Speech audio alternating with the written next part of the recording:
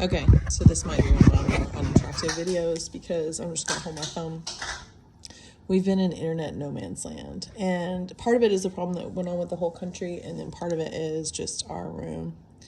So Samir at the Tropicana, who's one of the in management here, super introverted guy, but super nice, and he's been fighting with the internet service provider for like a week, trying to get them to come out and fix our internet.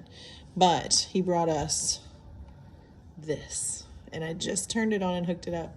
We're gonna try it with our TV, but it's Lone Star Cell. It's Mountain Network or whatever. And I don't know if you guys remember in our other video that what happened was the underground cables that run internet to all these countries were cut, and like 4 of them were cut, and like 7 countries in Africa were without internet for like a whole day.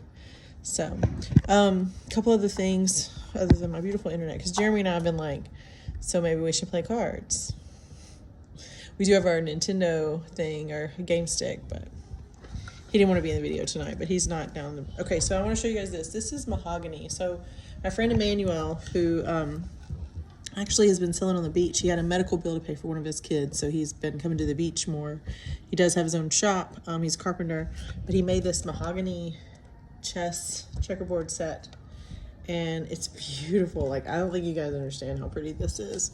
He said he'd been working on it day and night because he wanted to make sure that he asked me for $25 just so he could get the materials.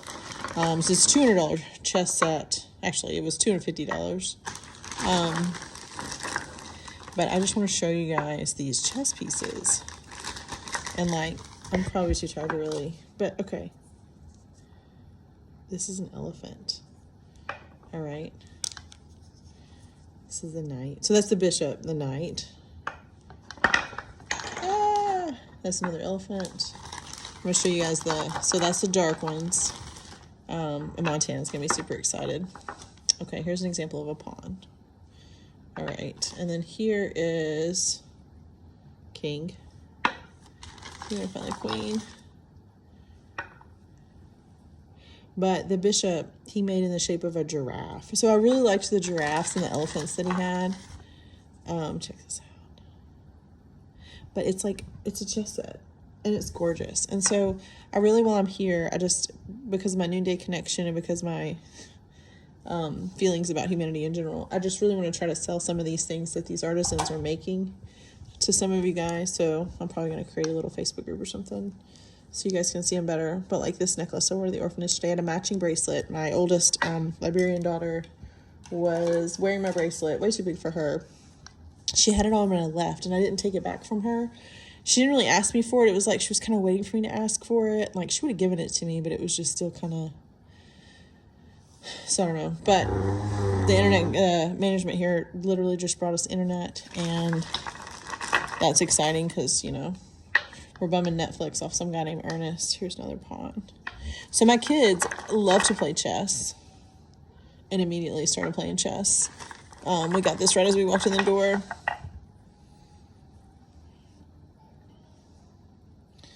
So, I'm sorry, this is the king, and then this is the queen. So much fun. I'm so excited it turned out so well. So, yeah, so that's kind of part of my day. Other good news, other waiting families will be excited to hear this part, so listen up good. The police, Liberian National Police, did make a visit to the orphanage today. Albert was not there. He's the orphanage director, but the nannies were there, and it was right as the kids were getting home from school. So kids are coming home from school in their uniforms. I did ask my Liberian daughters if anybody with white skin was there, and they said no. We know that the Office of Children's Issues from the State Department is here somewhere. God forbid they want to take us to go meet for lunch or something. Speaking of children's issues, we know that they're here. Albert had someone else to meet with tomorrow. And then one of the little boys needs glasses pretty bad, so I am getting his glasses, hopefully on Friday for him.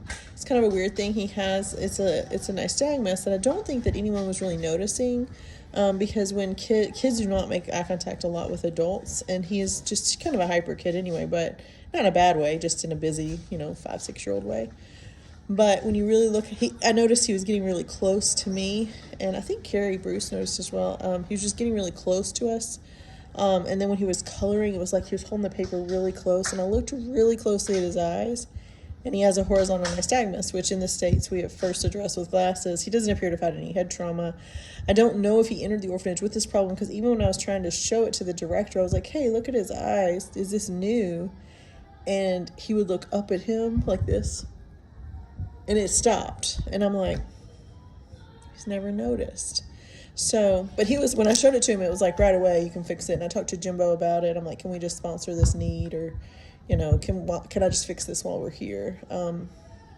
He was like, sure, absolutely. Whatever you want to do is fine. So there's some other things too that I've been trying to ask Jimbo and Albert, what do you need? What do you need? What do you need? I mean, this is a nonprofit 501c3 organization that is so entrenched in the legal aspects of trying to get these adoptions to go through that there's been a lot of things that they probably need, but like the most important thing they need is these kids to be adopted. So they've spent all their time and energy on that. And today I finally got to talk to Albert. He was in good spirits. He was bringing some food to the home. He passed out these ginger snacks to all the kids that were really not good for me, but they loved them.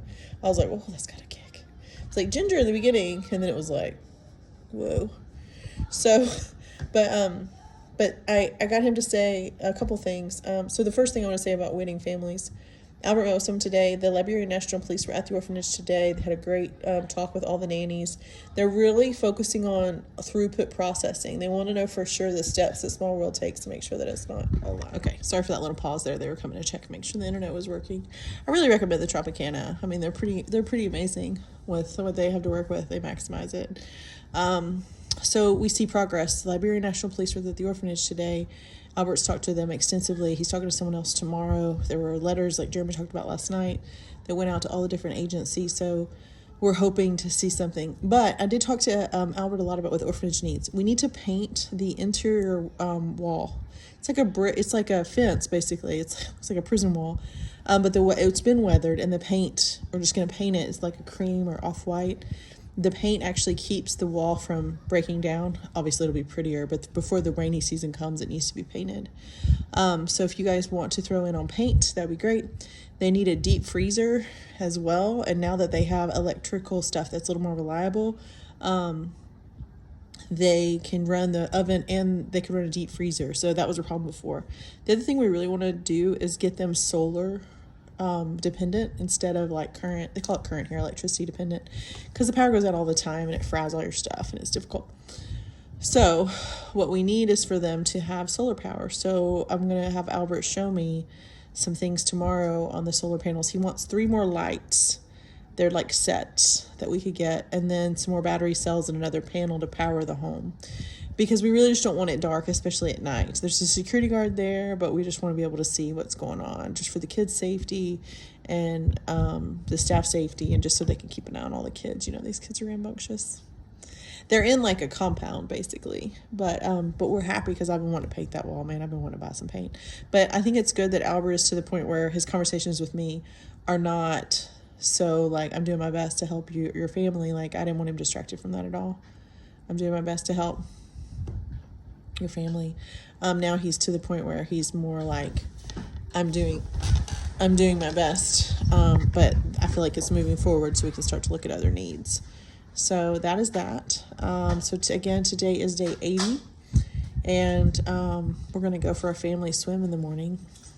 We're excited about that because we decided we need to get some more exercise or we're going to kill each other. So we're going to have breakfast and we're going to go to the pool and swim some laps. So I got the girls some, I tried to find them goggles. Anybody that's coming next, if you could just bring some plain old goggles, all I could find was masks. So highlights, chest set, necklaces if you guys want to take a peek. I can get some stuff sent to you or bring it to you whenever we get to leave. Cutest chest set piece ever is this elephant. Yeah, I love it. So exciting. And Liberia National Police visited our kids and at the orphanage, and obviously had a good experience. So that's good. We're gonna get glasses for our little dude friend Friday. Hopefully it's not too big of a deal. We need a deep freezer for the orphanage. We need to buy some paint, and then the solar panels and lights. We're looking at kind of doubling the access of lighting.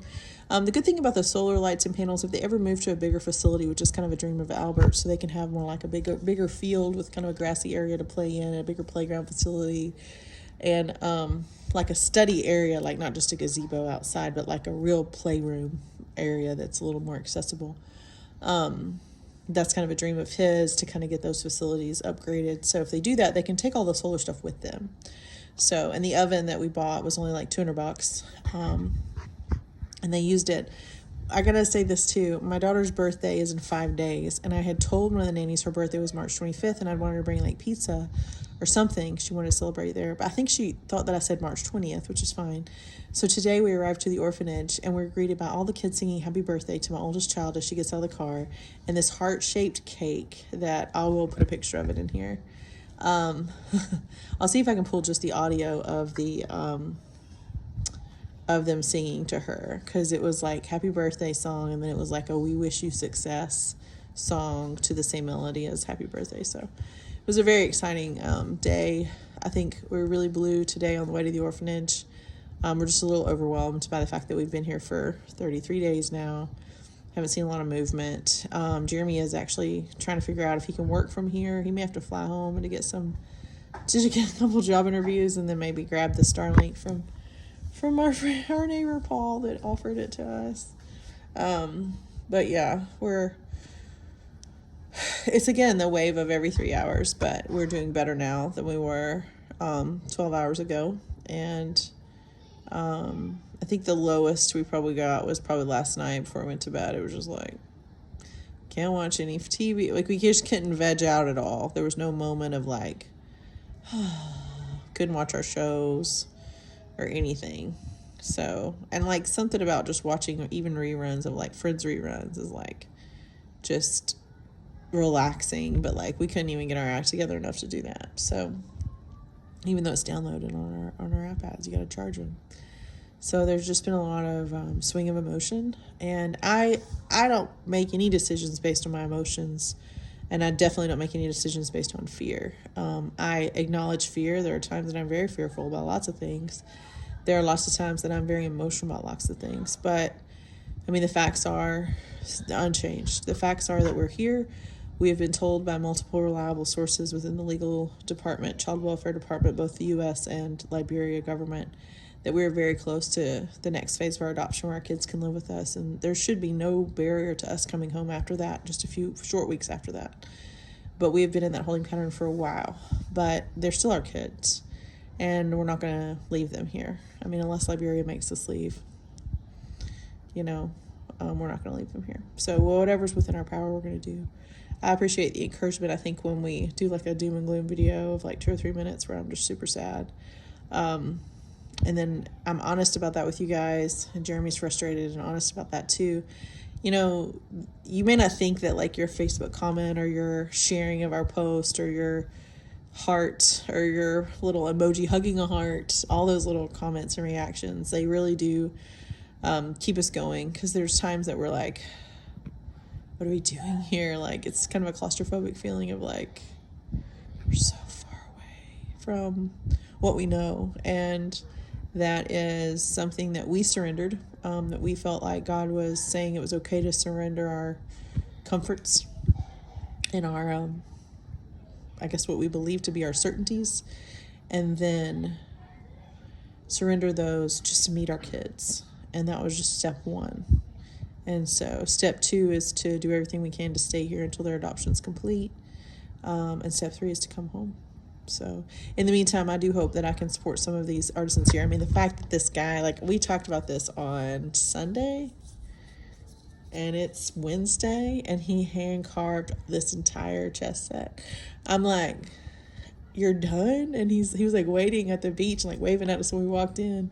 He was so proud too. And then when I told him that Montana wanted to order the same thing and she wanted a name engraved and all of that, he was like, you could just see the look in his face like, oh, I hope she doesn't expect me to have it in 3 days. I was like, don't worry, she's not even here yet, and like, you can take a couple weeks or a month if you need to do it. Like, I can put a down payment if you need me to.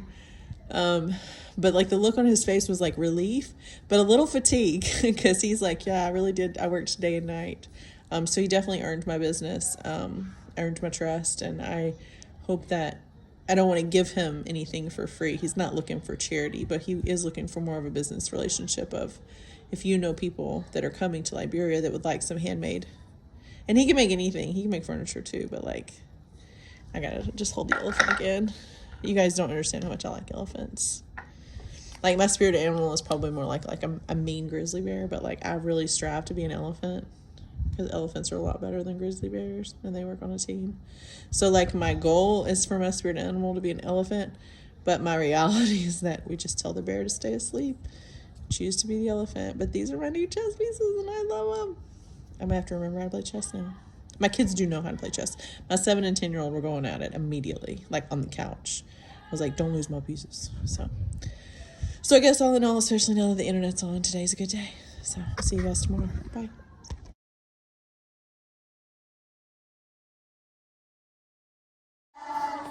We wish you success, yeah.